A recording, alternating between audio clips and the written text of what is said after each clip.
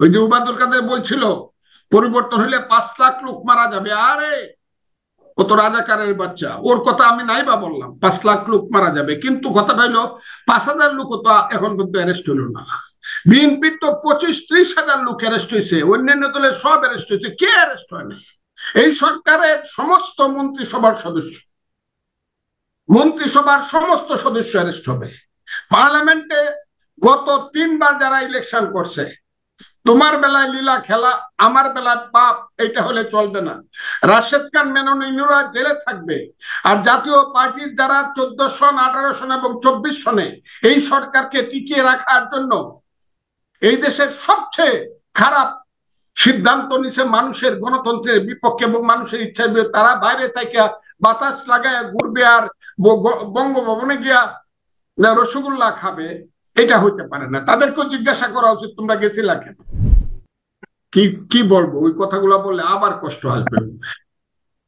কয়জন অ্যারেস্ট হয়েছে? ওই যে উবাদুল কাদের বলছিল পরিবর্তন হলে 5 লাখ লোক মারা যাবে। আরে ও তো রাজাকারের বাচ্চা, ওর কথা আমি নাই বা বললাম 5 লাখ লোক মারা যাবে, কিন্তু কথাটা হইলো 5,000 লোক তো এখন পর্যন্ত অ্যারেস্ট হইল না।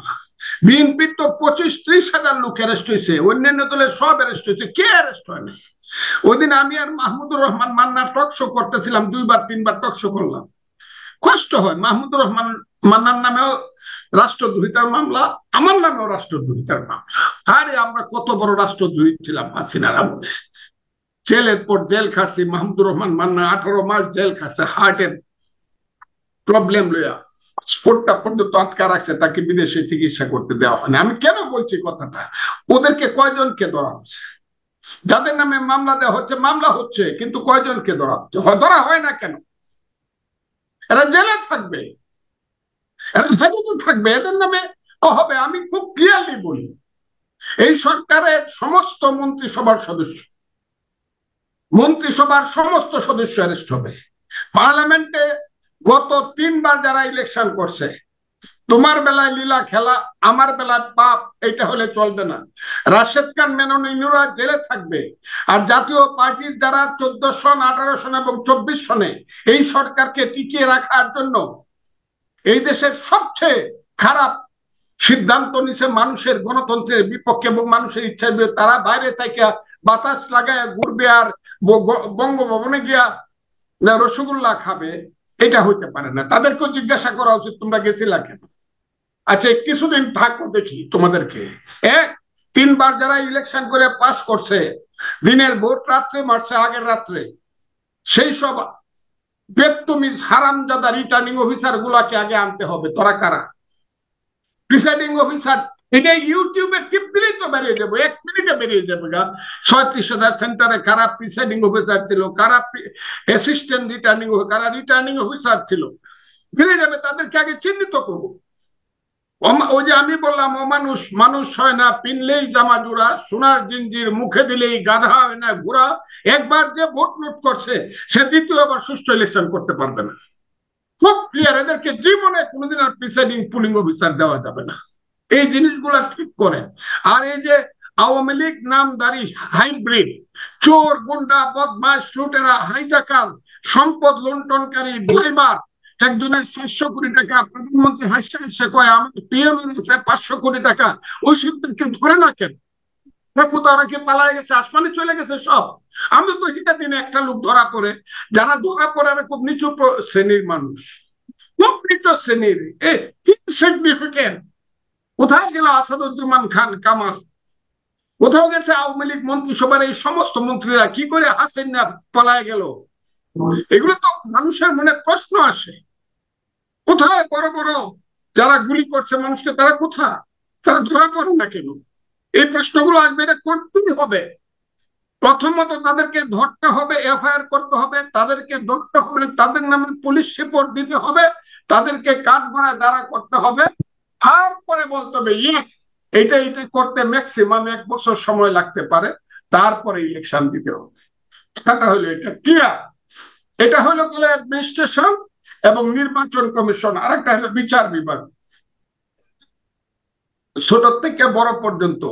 নিচে অ্যাসিস্ট্যান্ট কমিশনার, উপরে সিনিয়র সেক্রেটারি, নিচে মুনসাফ, যাকে বলা হয় অ্যাসিস্ট্যান্ট জজ, আর উপরে হলো চিফ জাস্টিস। এই বিচার বিভাগটা ঠিক করতেই হবে।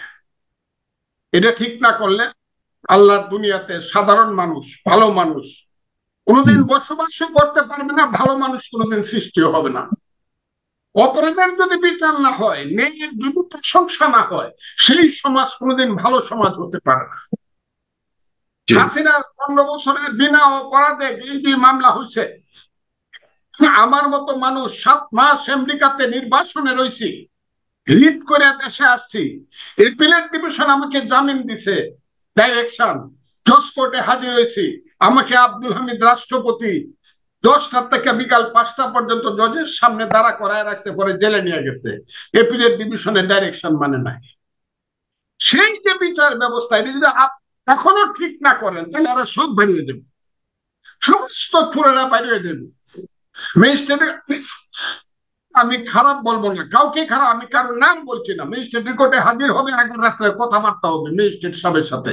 27 জন হাজির হবো, 20 জনকে বেল, 7 জনকে হাজতে নিবেন, 7 জনের মধ্যে 5 জনকে 7 দিন পরে বেল দিবি, আর 2 জনকে 1 মাস রেখে দিবে। এগুলো হবে, আমি জানি কি হবে, আমি জানি। এত অভিজ্ঞ আমি 70 বছর বয়সে হয়েছি, একদিনের জন্য রাষ্ট্র ক্ষমতায় ছিলাম না, একদিনের জন্য না, একদিনের জন্য কোন সরকারের, সব শুধু বিরোধিতা খাইছি, আর কেস মামলাই খাইছি, আর জেলেই খাচ্ছি, আর পালাই রয়েছি। আমি তাই বলি, ইউনূস সাহেবের সরকার, আইনমন্ত্রী খুব, কি বলবো, আমার খুব প্রিয় মানুষ আসিফ নজরুল সাহেব, শরীরটা আজকে ভালো না। উনি কথাবার্তা বেশি বলে না, কামরা কি করতেছে এটাও টের পাই না, সেটাও টের পাচ্ছি না। কিন্তু আরো দ্রুত কাজ করা উচিত, এবং আইন মন্ত্রণালয়ের মাধ্যমে ম্যাজিস্ট্রেসি থেকে চিফ জাস্টিস পর্যন্ত, আমি হাইকোর্ট সুপ্রিম কোর্টকে উনি আদেশ দিবেন সেটা বলছি না, কিন্তু ম্যাজিস্ট্রেসি থেকে সেশন জজ, ডিস্ট্রিক্ট জজ পর্যন্ত তাদেরকে বুঝাই দেওয়া উচিত যে আগের মতো আর চলা যাবে না, আগের মতো আর চলা যাবে না। আমি খুব ক্লিয়ারলি বলছি, আওয়ামী লীগের এইসব, আওয়ামী লীগের কেউ বিনা কারণে বিনা অপরাধে শাস্তি পাক, আল্লাহর কাছে আমি দোয়া করি এটা যেন না হয়, এবং আমি দাবি করি বিনা অপরাধে কারো যাতে শাস্তি না হয়। কিন্তু যারা অপরাধ করছে, যারা আমার ভাইকে খুন করছে, যারা আমার সম্পত্তি লুট করছে, যারা ডাকাতি করছে, যারা দিনের ভোট, রাতের ভোট, দিনের ভোট আগে রাত্রে মারছে, বছরের পর বছর আমার গলা টিপে যারা গণতন্ত্রকে হত্যা করছে, তারা এমনি চলে যাবে, জেলে যাবে না। আমরা জেল বছরের পর বছরের, একদিনও জেল থাকবে না। আজকে আমি কিশোরগঞ্জে বলছি, আরে ভাই, আপনার নাম পুলিশ, তাদের নামে কেস হচ্ছে, এদেরকে একটু দূরে রাখেন না। বোতাম খুললে ভাদ্র মাসে দক্ষিণের বাতাস উত্তরের বাতাস খায়, এটা হবে কি? কিন্তু সে গৃহযুদ্ধ হবে, গৃহযুদ্ধের দিকে দেশকে নিয়ে না। যদি ওই শেখ হাসিনা যেটা করতেছে, সে তো গৃহযুদ্ধের দিয়ে, কারণ সেটা নট দ্য কান্ট্রি। দেশকে ভালোবাসেন না, এই দেশকে ভালোবাসতে উনি দিল্লিতে বসে এই কাজ করতে পারতেন না। উনি মনে করতেছেন বৈজয়ন্তী মেলা ট্যাঙ্কির উপরে বসে ঢাকা শহরে এসে উনি সিংহাসনে বসে দেবেন, এত বড় বিফল তো আমি পৃথিবীতে কাউকে যে মনে করি। আমার কথাটা হলো, বিচার মামলা হোক, সঠিকভাবে তদন্ত হোক, অপরাধ যারা করে নাই তারা বাতিল হোক, অপরাধ যারা করছে তারা আইনের আওতায় আসুক, এবং তাদের নামে সঠিকভাবে বিচার হোক আইনের মাধ্যমে। যদি তারা দোষী হন, শাস্তি পাবে, নির্দোষী খালাস পাবে, এইটুক পারবে না, তাহলে এত লোক কেন রক্ত দিছে? শিশু মহিলা গেছে দরজার সামনে পড়িয়া, বারান্দায় হাঁটতে গেছে, 1 বছরের শিশু মারা গেছে, পানি খাওয়াইতে গিয়ে ছেলে মারা গেছে, হাত কিছু করতে গিয়া আবু সাইদের মতো লোকেরা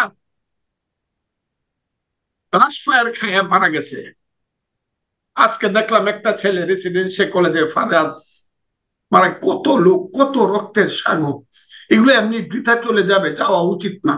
এবং আমি মনে করি ইউনূস সরকার এটাকে বৃথা যেতে দেবে না, এটা এখনো আমি আশা করতে চাই।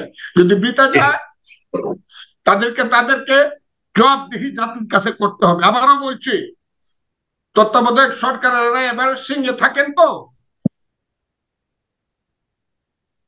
ইন্টারিম গভর্নমেন্টের লোকে তো সারাদিনে 7 বার টেলিফোন করে, একবার পাওয়া যায় না, পিএস টেলিফোন করে কয় সারাদিনেই বলে স্যার মিটিং এ আছে।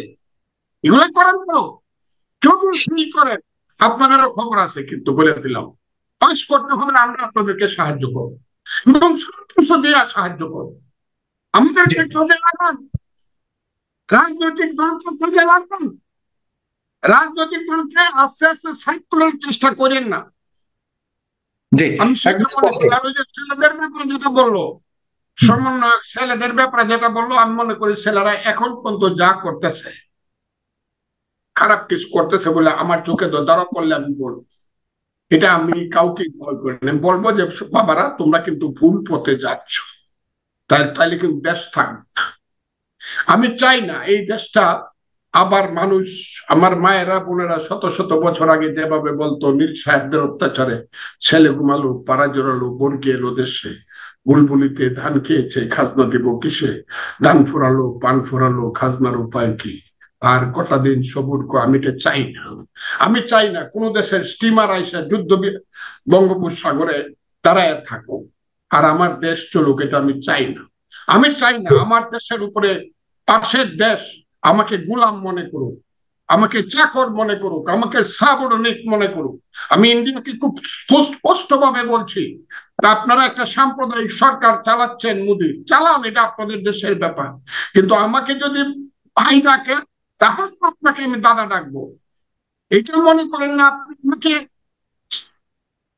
আপনি আমাকে মানে মনে করবেন আমি আপনার কৃতদাস আর আপনাকে মনে করব প্রভু, এটা মনে করার কোনো কারণ নেই। আপনাকে কিন্তু আমরা ডরাই করাই, এটা মুক্তিযুদ্ধের দেশ, কাজে দেশটা ভালোভাবে চলবে। ইউনুস সরকার এর প্রতি আমাদের অনুরোধ আপনারা ফিল করেন। জি, আপনাকে অনেক ধন্যবাদ। আপনাকে অনেক ধন্যবাদ। জি।